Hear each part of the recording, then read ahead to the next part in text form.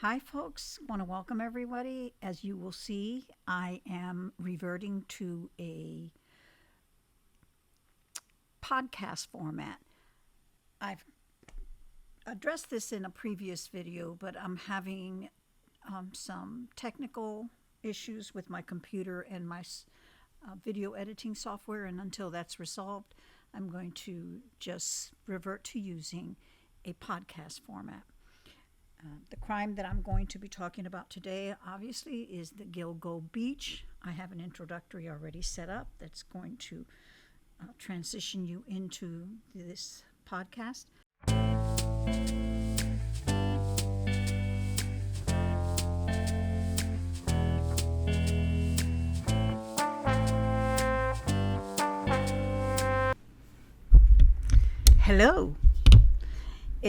Hello, it's me, Marilia, and I want to welcome you to Salto del Gato. This is my YouTube channel, and this is my gumshoe playlist. And wow, do I have a case. The Gilgo Beach, Long Island Ripper. I don't know if you remember that. It's about 13 years old, and they arrested someone today. His name is Rex Heuermann, and he's an architect. And let's get right into it.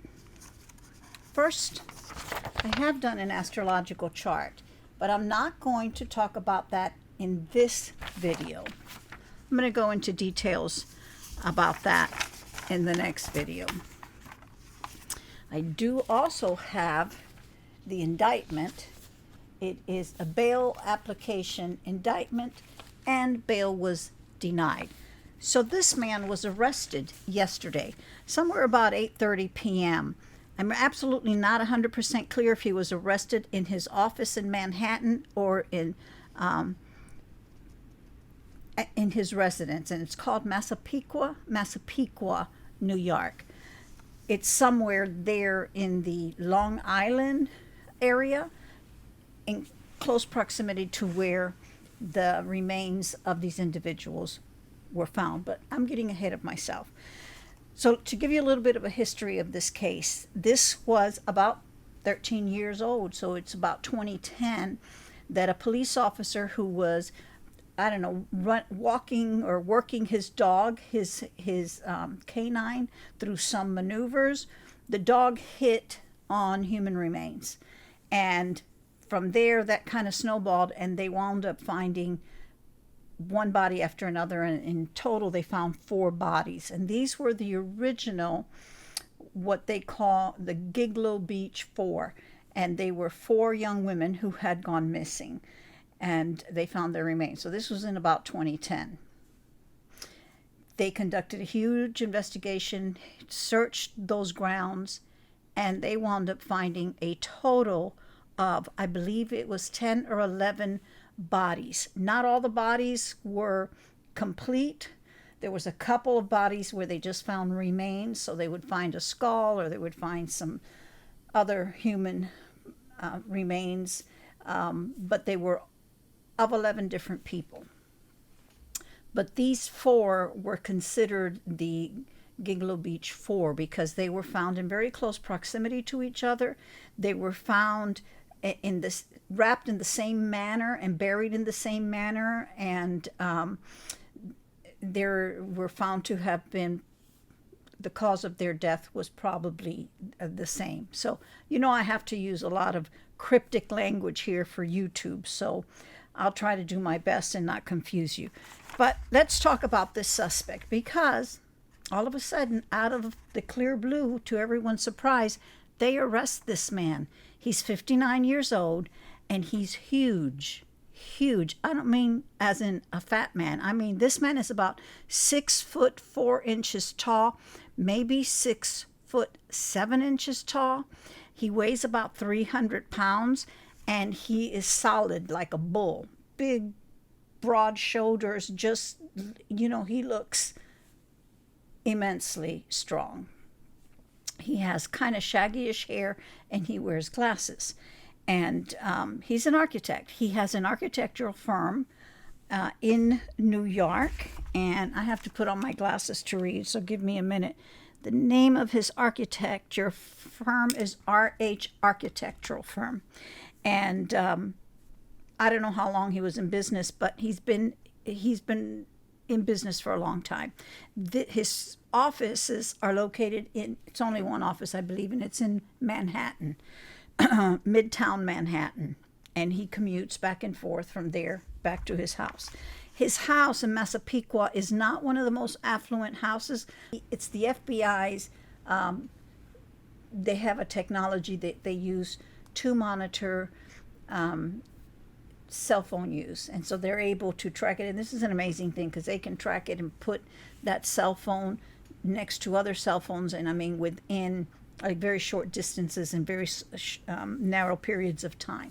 And so of course that was used in this case, and I'll get into that when I get into the indictment. But based on that information and also on DNA information, and at the time that they discovered these bodies, they were able to collect hair samples that they found attached to the tape and other areas of the remains. And they collected those and saved them. At the time that they found these bodies, they did not have the DNA technology to be able to analyze them. So they preserved them and saved them. And now they had to rely on mitochondrial DNA. They've been able to do that. And they were able to narrow it down and identify that several of the hair samples came from his wife, and one hair sample came from him within a 96 to 99% accuracy. So they could not rule either him or his wife out. Now, the reason his wife is not a suspect in this is because based on the cast information that they were able to track, they could validate that she was either out of the country or certainly out of the area during specific times when they believe that these disappearances and these cases happened. And the reason that they know that is because they were able to track the fact that he used multiple burner phones, multiple burner emails. He used those to communicate with these individuals right about the same time that his wife was either out of the country or out of the town or even out of the state.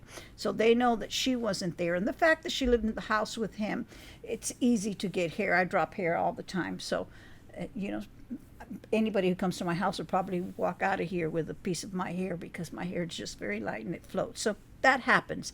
So they were able to make the connection basically that he was connected to these missing individuals whose remains were found. Now, based on all of that, they went ahead and they arrested him. And it's impressive when you see him being led out of the police department and into a waiting car, because he towers over everybody else. Towers. Reminds me a little bit of how tall Alec Murdaugh looked when they were leading him. He's that kind of tall, but much, much larger of a man than Alec was. Now, the reason that they went ahead and got him now is because it is rumored that he allegedly, based on all the information that they had been tracking him, they basically had been tracking him for a year. They had been doing a lot of investigation, trying to make up for those 13 years that this was code. And they, based on what they were finding, it looked like he was getting ready to strike again, so they thought they'd move in. And they had enough sufficient information to indict him, and that's exactly what they did. Now, why did it take 10 years? That's an interesting thing. Well, there are two disgraced individuals in the police department. One of them is the former police chief, whose name is James Burke. James Burke and the former, now disgraced, Suffolk County Police Commissioner were basically in cahoots. They had a long history going back to when James Burke was like a 14-year-old. And somehow or another, and I will address that in a third video to this, because that in itself is a huge case. But these two people worked together, and they were almost like a little fiefdom. And so they pretty much controlled how everything went down. And at one point, James Burke took it upon himself to tell the the FBI that he did not want their help or assistance in this. It gets very convoluted and not really related to this, but James and the commissioner get into trouble, and they both wind up going to jail. The commissioner got in trouble, I believe, for obstruction, and this guy, James Burke, well, let me tell you, so he is known to visit those kind of ladies that provide services to men for money. And in particular, he had an interaction with one where he didn't even secure his weapon and he left the weapon behind. And that alone should have caused him to lose his job. And this was before he was the chief. But instead of that, the commissioner went ahead and promoted him, and he wound up becoming the police chief. He was very, very, what's the word? He acted like a little mafia don instead of a police chief, and he was very combative, and he put a lot of fear and intimidated people, and a lot of people didn't question whatever he did. He was also known to allegedly have a friend who lived in the area of the Gilgo Beach community, whom he frequented and was known to attend parties there. And there's some incriminating evidence. I don't know if it was from his own bombastic commentary, but it was said that he attended parties there where there were known ladies of the evening attending and providing services, along with certain controlled substances, and that he was known to partake in all of that. So at one point, the community started accusing him of having something to do with the Gilgo disappearances. Now, we'll stop there because subsequently he went to jail, prison, and not for a long term, but for several months, lost his position, and so did the commissioner. And a new chief of police was put in place, and a new commissioner was put in place. And I have a really good press conference where I think it was a state senator went into details and shares everything that I just said to you. But because of this very corrupt police department, this case pretty much went cold for those 13 years. And there have been a couple of other cases that we have done. This one is pretty bad. This one is pretty wicked and evil. And I'm glad that they moved and got him off the streets and locked up. They will not give him bond because, first of all, he also has 92 permits for weapons. I don't know if they found 92 weapons, but he had 92 permits. And so it would be believed that he has access to weapons, so he could take himself out, and I don't think they want that to happen. I think they want justice for these families. But let me just give you a little quick briefing of how wicked this man was. That after the disappearances of these women, he kept the telephones of one or two of them, and he would use those phones to call their family members, or he would use his burner phone because he was able to retrieve the phone numbers for the families of these missing girls. And he called, and at least to one of them, he disclosed that he had been the person responsible for the disappearance and the unaliving and the subsequent harm that befell their family member. Can you imagine this? And I believe he called to taunt them on more than one occasion. This is a pretty bad guy. But what you're going to find, I think, that's going to shock you as much as it shocks me is the fact that his wife didn't know anything about it because evidently he kept a double life. Or who knows if she suspected anything, but it appears she didn't. And the kind of activity that he was doing. He had online profiles. He had searches that were unbelievable. So he was not only searching for other types of certain profiles that are too explicit to mention here, but he was also following up on the police to see how their investigation was going. This was horrific. Let me see if I can just read a couple of bullet points here. So, cell phone bills linked to Heuermann revealed that he used a burner phone to meet up with 3 of the 4 victims. He was also linked to one of the cell phones on a surveillance video that showed him purchasing the device at a store in Midtown Manhattan. And a burner phone allegedly used by Heuermann placed a menacing call to the victims, as I said.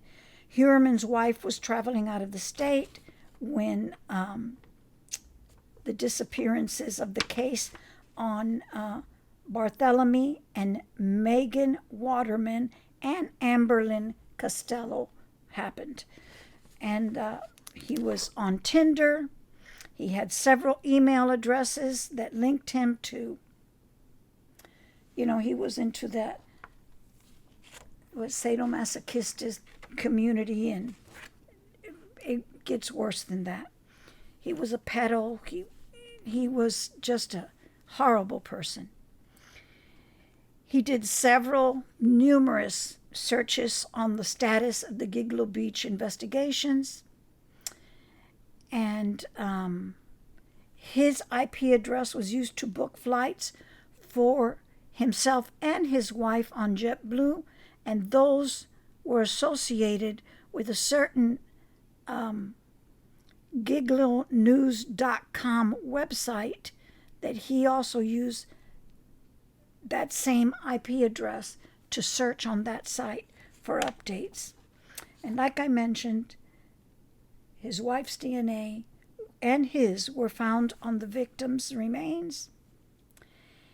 And there was a first-generation Chevrolet Avalanche that a witness stated that they saw in the vicinity of one of the victims' disappearance. I believe it was in Costello's case. And it was said to be driven by the suspect. And guess what?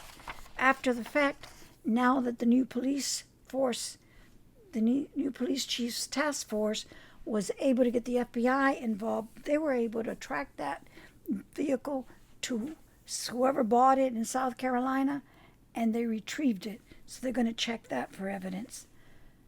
That's what I got. I want to let you know that since I completed this podcast, a lot of other additional information is coming out. This is my first episode on this. I'm sure there's going to be many more because of the sheer amount of information and intricacies about this particular case that I think just need to be addressed individually on different videos. But just so that you know, this man's wife appeared in the arraignment by his side. I don't know if that means that that's what's going to be her intention moving forward. There was certainly a lot of evidence disclosed at that arraignment. Maybe that will change her mind. And since then, as they have begun to pull things out of his house, we know a couple of things. We know that the appearance from the outside of the house mirrors what was going on in the inside, but even more disturbing is that this house seemed to be that of a hoarder. There was a lot of stuff packed in there, but of in particular interest is the fact that they pulled out a doll that was encased in a wooden glass case decorated with flowers. I don't know what significance that had, except that some of his searches revolved around 10-year-old female children. I don't know that any of that has anything to do with this, but part of my exploration of this perpetrator will be the psychology surrounding his youth. That's it, folks. This one's horrid. Anyway, as always, thank you very much for visiting and for listening. This is your host, Marilia, signing off.